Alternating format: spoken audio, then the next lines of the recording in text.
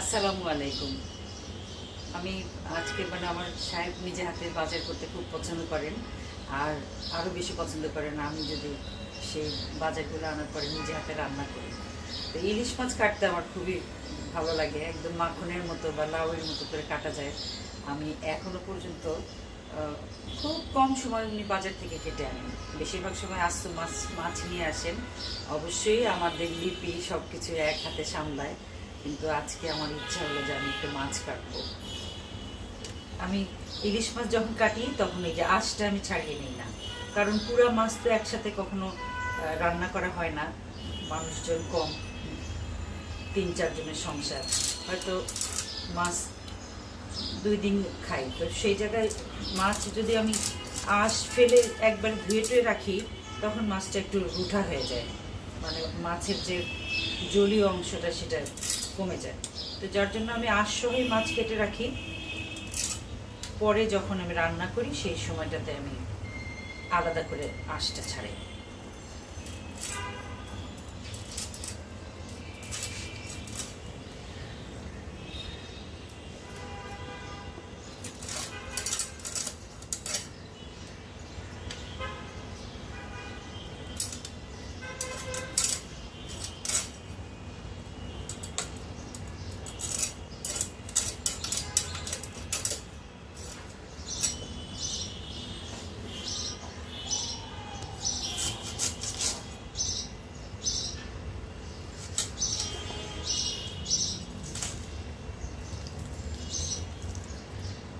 এই জায়গাটা কাটার সময় একটু ভয় লাগে যে পিঠ থাকে, যদিও ইলিশ মাছের পিঠ খুব ছোট, এটা যাতে এটা খুলে গেলে তখন মুশকিল, পিতা লাগার একটা ব্যাপার থাকে।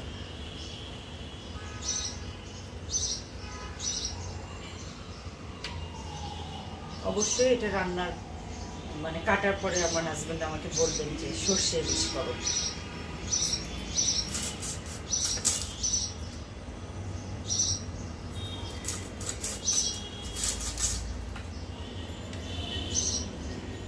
খুব একটা বড় মাছ না, তারপরেও একটুখানি পেটি বের করি।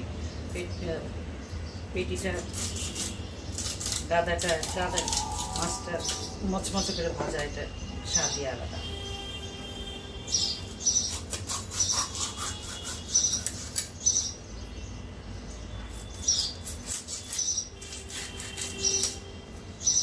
চড়ুই পাখি মনে হয় বাসা বাঁধবে।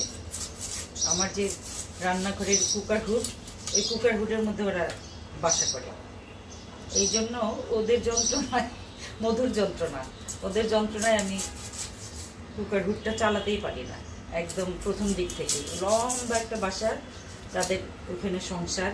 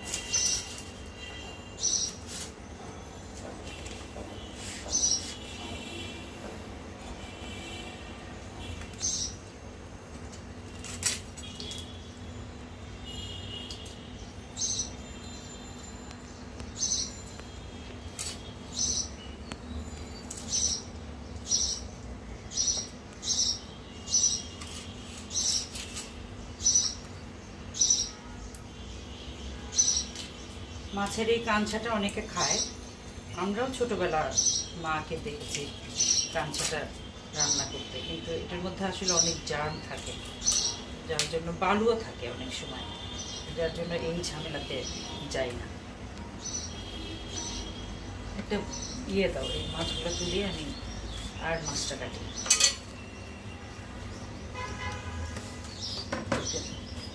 ছাই আছে আচ্ছা,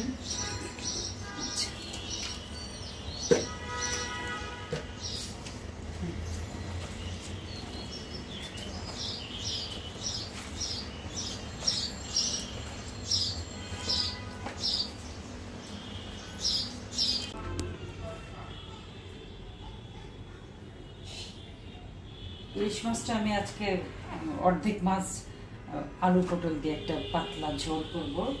ঝোলের জন্য আমি একটা মশলা করেছি। মশলাটা হলো কাঁচামরিচ আর পেঁয়াজ। এটা তেলে হালকা তেলে এটা তেলে তারপরে বেটে বেটে নিয়েছি। আর ইলিশ মাছে তো আসলে বেশি মশলা লাগে না, কারণ ইলিশ মাছের নিজস্ব একটা গন্ধ আছে, সেই গন্ধটা নষ্ট হয়ে যায়। তো যাই হোক, আমি ওই হাতে হাতে মেখে চড়াবো তরকারিটা। অনেকখানি তরকারি আমরা এই এই পাতলা ঝোলটা এটা এটাতে একটু সবজিটা আমরা বেশি খাই। পটলটা ভালো লাগে, পটলটা যখন রান্না হবে তখন ইলিশ মাছের চেয়ে পটলটাই বেশি মজা লাগবে। অল্প একটু রসুন বাটা দিলাম, সামান্য একটু জিরা বাটা, সবই মানে অল্প, এটা অল্প ছোঁয়াবো। আমার মেইন মশলা হবে এই এই মশলাটা, এটা আমি পুরাটা দিয়ে দিচ্ছি।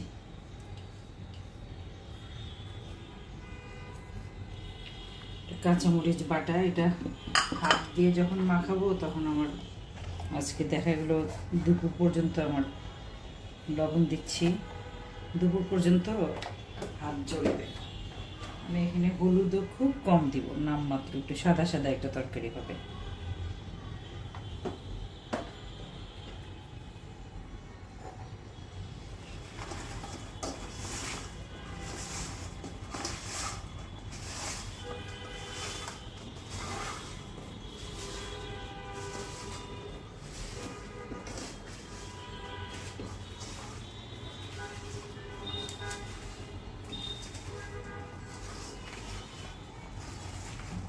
এই তরকারিটা কষায়ও রান্না করা যায়, তো আমাদের আসলে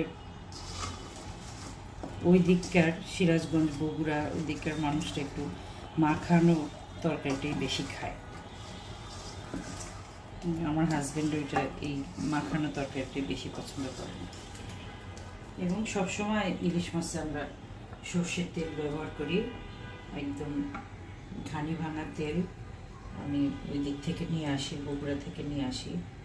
আপাতত আমি ঢাকায় অবস্থান করতেছি।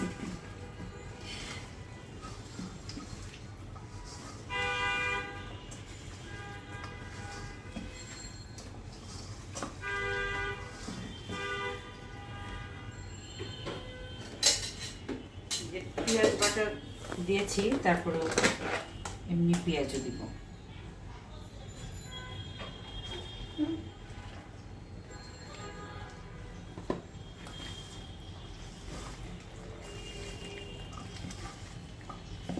ওই যে একটা মাখানের ব্যাপারে একটা গ্রামার আছে যে এটা এরকম করে ভর্তা করে ফেলবো না, এটা জাস্ট একটা গোল এরকম এরকম একটা মোচড় দিব।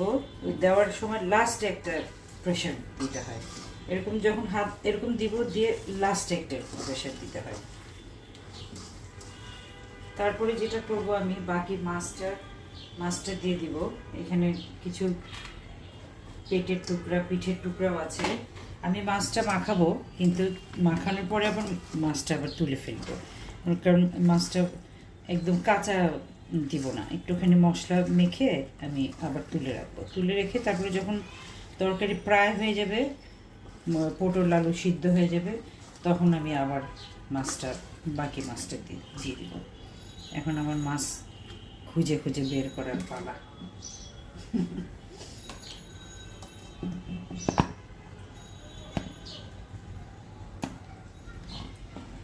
তরকারি যখন রান্না করি তখন আমার কাছে মনে হয় যে আমি সব ঠিকঠাক রাখতে পারছি, ঠিকঠাক রান্না করছি, কিন্তু এটা ফাইনালি এটার ফলাফল আসবে টেবিলে। জমিদার সাহেব যদি বলেন যে তাহলেই সার্থকতা। অনেক সময় এরকম হচ্ছে যে আমি খুব মানে মনে তৃপ্তি নিয়ে অনেক কিছু রান্না করলাম এবং চিন্তা করি যে বা আজকে রান্না করার পরে মানে আজকে আমি একটা প্রশংসা পাবো। সেই দিনই দেখা গেল সাহেব রান্না করতে বসছে আর তারপরে বলবে যে এটা কিচ্ছুই খাইতে পারলাম না। এটা আসলে ওনার মুডের উপর নির্ভর করে। আমি এখানে কাঁচা পানি দিব না, একটুখানি গরম পানি দিচ্ছি, কারণ কাঁচা পানি দিলে অনেকটা সময় লাগবে।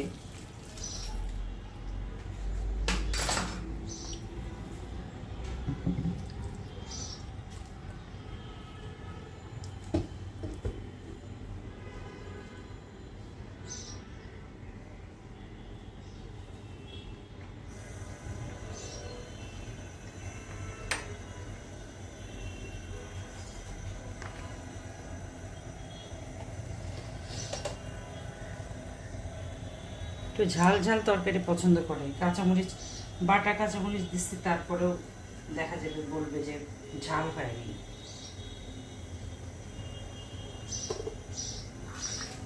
আচ্ছা, এটা এইটুকু হতে থাক, তারপরে ফাইনালি যখন হবে তখন আমি আবার আপনাদের দেখাবো। ঢাকা দিলাম।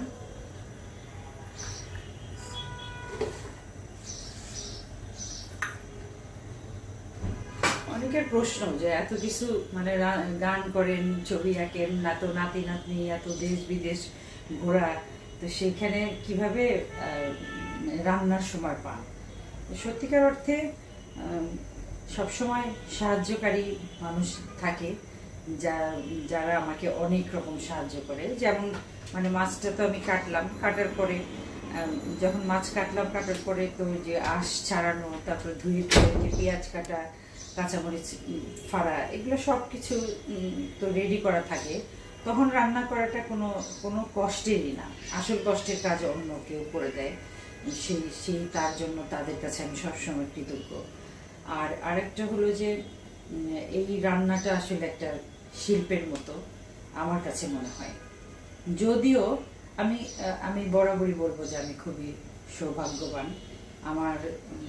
আমি ইচ্ছা করলে এখন আরো অনেক জীবন আমি লম্বা সময় ধরে রান্না করতে পারি, কিন্তু আমার রান্নাঘরের দায়িত্ব নিয়ে নিয়েছেন আমার বৌমা। আমি এখন শুধু একদম শুয়ে বসে থাকি। আসলে শুয়ে বসে ঠিক না, এখানে যাই ওখানে যাই, আজকে বগুড়া, কালকে দেশের বাইরে, আরেকদিন ঢাকা, এরকম সারাক্ষণ ঘুরে ঘুরে বেড়াই যাযাবরের মতো। তো কিন্তু তারপরে এমন একটা সময় গেছে যে একদম নিজে হাতে কাপড় ধোয়া, থালা বাসন মাজা, মশলা করা, রান্না করা, বাথরুম মাজা, ঘর মোছা, সব কিছু করে তারপরে আপনাদের জন্য গান করেছি। সেই দিনগুলো আমি পার হয়ে এসেছি, কিন্তু এখনো পর্যন্ত ওই কাজগুলো করা, এমন না যে ওই স্মৃতিগুলো আমার কাছে দুঃসহ, একদমই না। ওগুলো আমার সুখকর স্মৃতি। আমি খুব পছন্দ করি, আমার সংসার খুব ভালোবাসি, আমি পৃথিবী ভালোবাসি, প্রাণ ভালোবাসি, আমার পরিবারের সদস্যদের ভালোবাসি, সারা পৃথিবীর মানুষকে আমি ভালোবাসি। আমার তরকারিটা, আমার সালুনটা ইলিশ মাছের সালুন, আর একটুখানি জাল হলেই তারপরে আমি ইলিশ মাছটা দিয়ে রান্না শেষ হলে আপনাদের আবার দেখাবো। আমার তরকারিতে ইলিশ মাছের সালুনে মাছ দিয়ে দিছি, একটু আগে দিছি। এখন ইলিশ মাছ তো ভাপেই রান্না হয়, রান্না হতে থাক। হঠাৎ মনে হলো যে একটু টমেটোর টক রান্না করি। একটুখানি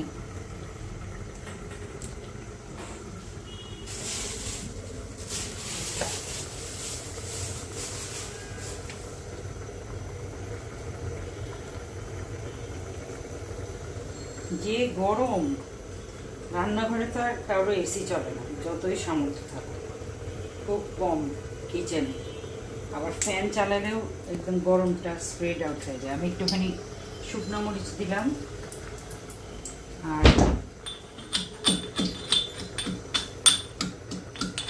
অনেক অনেক সময় টকে আমরা মাছ ব্যবহার করি, তো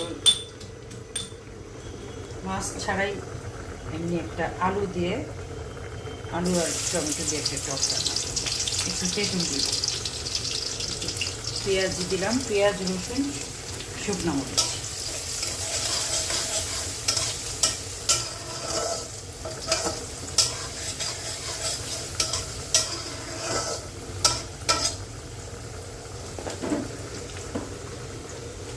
সামান্য 1 চিমটে জিরা, 5 ফোড়ন দেওয়া যায়, কিন্তু 5 ফোড়ন মনে হয় নাই নাকি।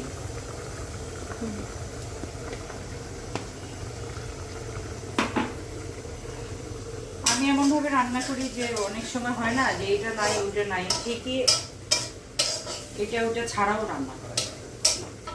বাবুর্চিরা যেরকম একদম আউন্স আউন্স বা টুকরা এইভাবে হিসাব করে, আমরা তো আর অত সৌভাগ্যবান না, আমাদের সবসময় ম্যানেজ করতে হয়।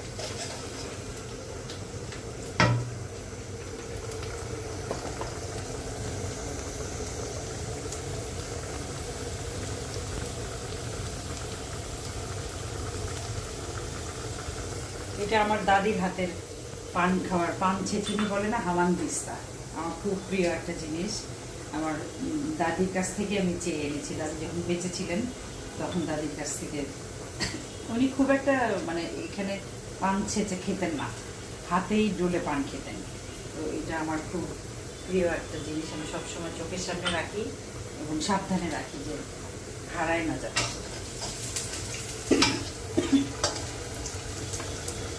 আমি এটার মধ্যে তেজপাতা দিব না, তেজপাতাতে অন্যরকম একটা গন্ধ হয়। রসুন দিচ্ছি,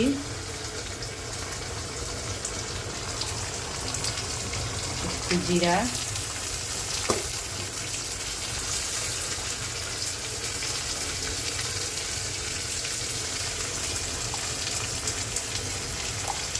লবণ,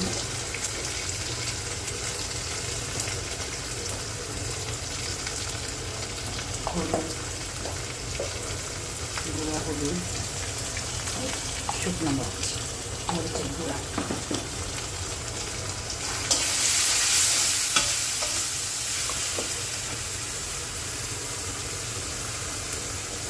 আলু সিদ্ধ করে ভেঙে নেওয়া,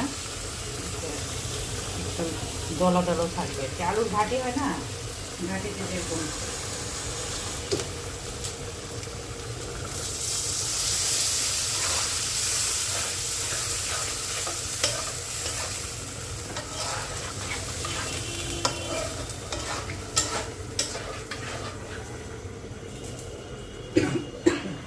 শুকনো মরিচের কাশি আসতেছে। আমার তরকারি প্রায় হয়ে গেছে, প্রায় না হয়ে গেছে।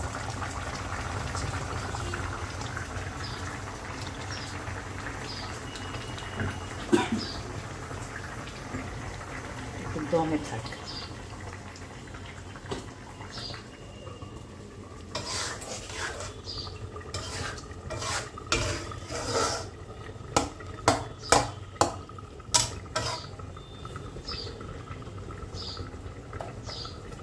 যেহেতু এটা সিদ্ধ আলু, তো টমেটোটা এখনই দিতে কোনো অসুবিধা নেই।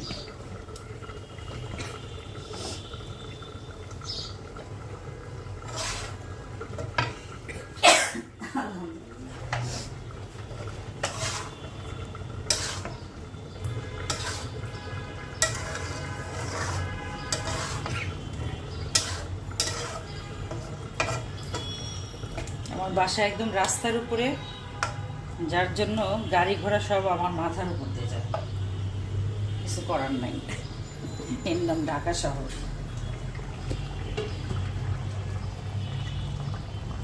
এই ইলিশ মাছের সালন শেষ, চুলা বন্ধ করে দিলাম, এখন এটা বাড়ার পালা।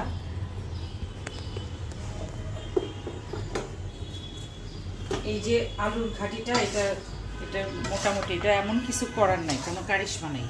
টমেটোটা গলে যাবে, একটুখানি ঝোল দিব, আর ওই ঝোল দেওয়ার সময় আমি অল্প একটু তেঁতুলটা ধুয়ে ভিজিয়ে রেখেছি, এই যে এতটুকু তেঁতুল, এই তেঁতুলটা আমি পানিটা সবই দিব।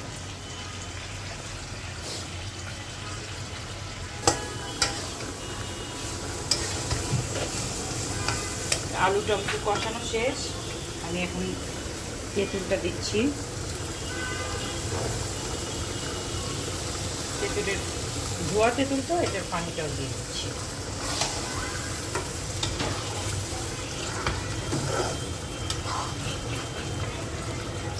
কাঁচামরিচ পাড়া দিব,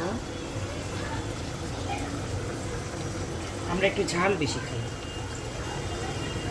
শুকনা মরিচ, কাঁচামরিচ, গুঁড়া শুকনা মরিচ, অনেক কিছুই থাকে একটা তরকারিতে।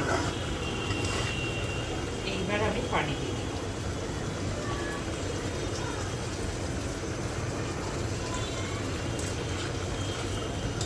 যেহেতু এটা আলু, এটা সিদ্ধ মানে রান্না করার পরেও যখন নামানো হবে তখন অনেকখানি আন্দাজের বেশি, আমি যতটুকু আন্দাজ করব তার চেয়ে বেশি সে টেনে যাবে। সেই জন্য একটু হাঁড়ি ভর্তি হাঁড়ি না, কড়াই ভর্তি পানি দিলাম। এখন এটা জাস্ট জাল হবে, ফাইনাল চেহারা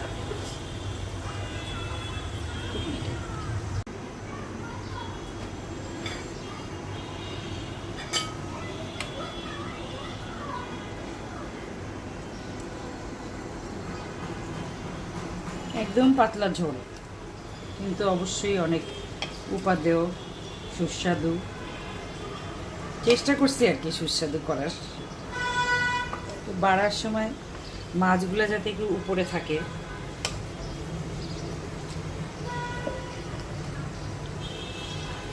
খাটনি যদি মনে করি তাহলে রান্নার প্রথম থেকে শেষ অবধি অনেক খাটনি।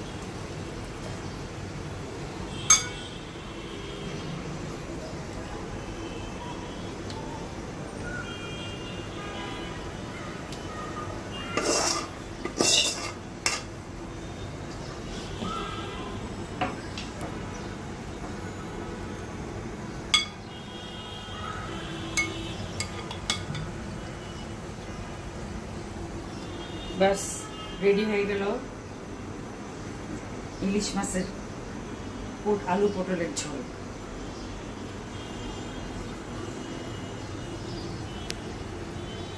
এই যে আমার ইলিশ মাছের আলু পটলের সালুন, আর এটা হলো টমেটো আলু তেঁতুলের টক, সাথে একটু শাক টাক আছে, ভর্তা আছে।